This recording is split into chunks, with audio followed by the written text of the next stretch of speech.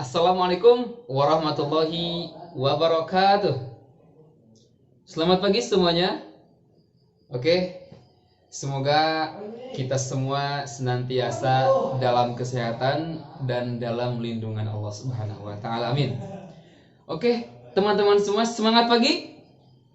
Oke, jadi begini ya. Jika saya katakan semangat pagi, maka teman-teman jawabnya dengan serempak ya.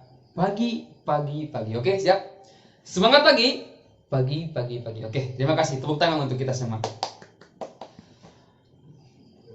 Oke. Sebelum masuk ke materi, saya akan mengajukan beberapa pertanyaan kepada teman-teman semua tentang materi ini. Yang pertama, apakah kita ingin mendapatkan ilmu, tentunya ilmu agama ya? Apakah kita ingin mendapatkan ilmu agama yang manfaat dalam hidup kita? Ya, tentunya ingin. Kemudian pertanyaan yang kedua, apakah kita ingin mendapatkan keberkahan dari ilmu yang telah kita dapat? Ya, tentunya ingin juga. Kemudian yang ketiga, apakah kita ingin mendapatkan surganya Allah dengan perantara ilmu-ilmu yang telah kita dapatkan? Dan jawabannya, ya, tentu ingin juga. Oke, di pertemuan kali ini, di seminar kali ini bersama saya Ruli Saiful Azhar, kita akan membahas bagaimana itu cara mendapatkan ilmu yang manfaat, cara mendapatkan keberkahan dari ilmu kita, sehingga dengan berkahnya ilmu, dengan manfaatnya ilmu, kita akan meraih surganya Allah. Baik teman-teman yang berbahagia, yang pertama kita akan bahas ilmu dulu. Ilmu itu adalah faktor utama yang harus dimiliki oleh manusia. Karena dengan ilmu kita semua akan mendapatkan apa yang kita inginkan. Dengan ilmu manusia juga akan diangkat derajatnya. Begitu ya. Oke. Namun apalah daya jika banyaknya ilmu tapi tidak menjadi hal yang bermanfaat.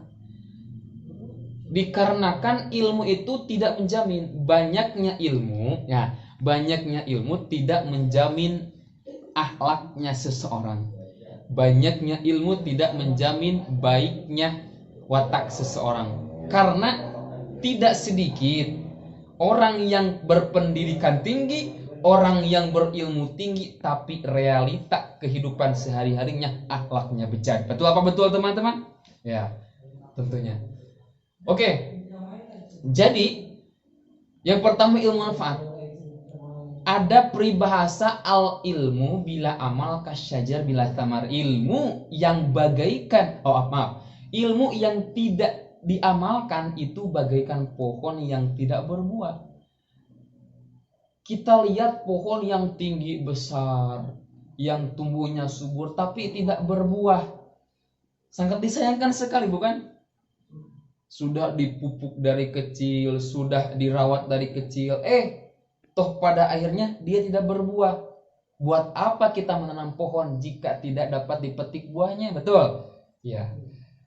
Nah, ilmu pun seperti itu. Buat apa kita mencari ilmu sebanyak-banyaknya tapi tidak diamalkan dalam kehidupan sehari-hari? Oke, berbicara tentang ilmu yang manfaat, itu ketika kita mendapatkan sebuah ilmu agama, maka pakailah ilmu itu dalam kehidupan sehari-hari kita.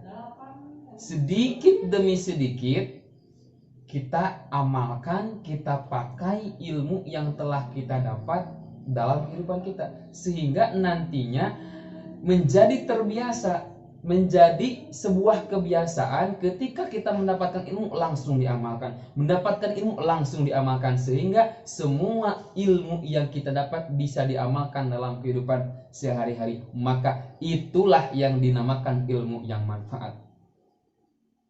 Oke, kemudian cara mendapatkan keberkahan ilmu itu seperti apa? Nah, salah satunya yang barusan. Ketika kita sudah mengamalkan ilmu kita, maka secara tidak langsung kita sedang meraih keberkahan dari ilmu tersebut.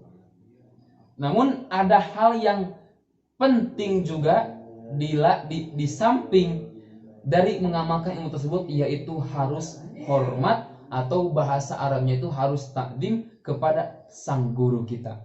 Nah, itu adalah faktor pemicu juga menjadikan ilmu yang manfaat. Karena banyaknya siswa ataupun murid yang dengan modal takdim, modal hormat kepada gurunya, kemudian mengamalkan ilmunya, walaupun secara adat dia tidak pandai-pandai sekali, tapi bisa menjadikan ilmunya manfaat. Nah, maka dari itu teman-teman bisa mengambil hikmah dari kata-kata yang saya telah ucapkan. Jadi intinya kita amalkan ilmu kita, kemudian yang kedua adalah hormati guru kita yang telah memberikan ilmu kepada kita, ya. Begitu ya teman-teman. Oke. Dan yang terakhir, yang ketiga, pertanyaan yang ketiga itu, bagaimana caranya supaya ilmu yang telah kita dapatkan bisa menjadi perantara kita meraih surganya Allah? Ya, sebenarnya berurutan. Ketika kita mengusahakan diri untuk memanfaatkan ilmu, maka keberkahan akan diraih.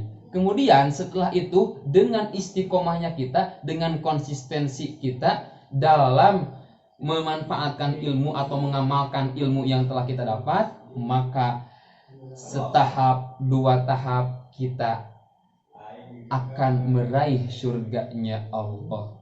Itu ya teman-teman. Karena tidak sedikit banyak orang yang memiliki banyak sekali ilmu, tapi dia malah masuk neraka. Naudzubillah min dzalik, ya.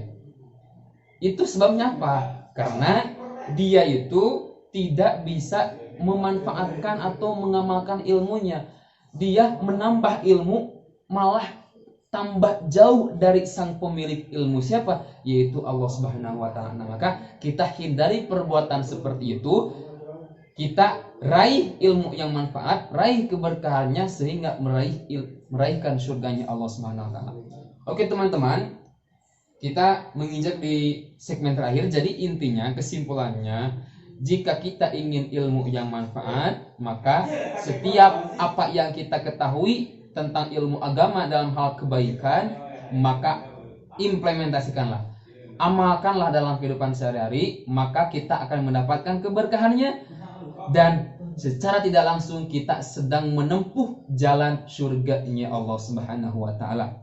Oke teman-teman, cukup sekian mungkin yang dapat saya sampaikan. Nanti jika ada pertanyaan bisa diajukan di akhir pertemuannya. Sekian dari saya. Wassalamualaikum warahmatullahi wabarakatuh.